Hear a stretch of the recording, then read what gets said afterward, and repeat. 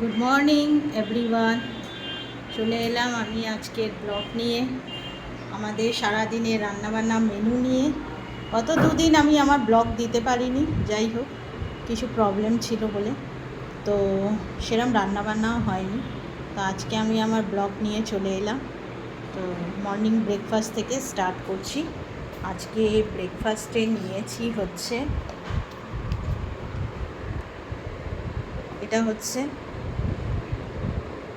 আলু পরোটা।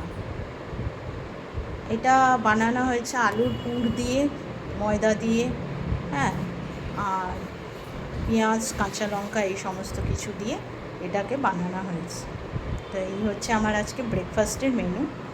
তার সঙ্গে আর লাঞ্চে নিয়ে যাচ্ছি হচ্ছে ভাত আছে, ডাল আছে, মুগের ডাল, ভাত মুগের ডাল, আর হচ্ছে নিম বেগুন উচ্ছে আলু দিয়ে ভাজা।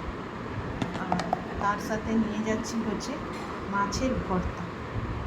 মাছের ভর্তা কে কে খেয়েছেন আমাকে কমেন্টসে জানাবেন।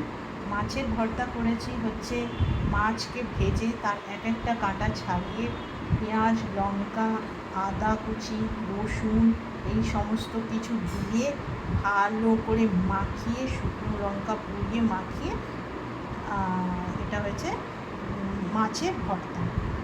আর তার সাথে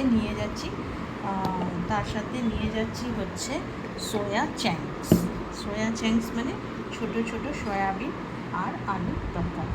এটাকে আপনি বলতে পারেন ছোট কচি পাঠা মাংস, সেরমই বানিয়েছি। যাই হোক, আর নাইটের ডিনারে হচ্ছে রাইস আছে, মাছের ভর্তা আছে, আর তার সাথে সোয়া চ্যাংস একটুখানি রেখেছি।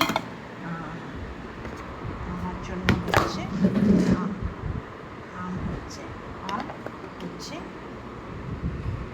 ডিম আলু কষা, এটা আমি রাতে খাবো।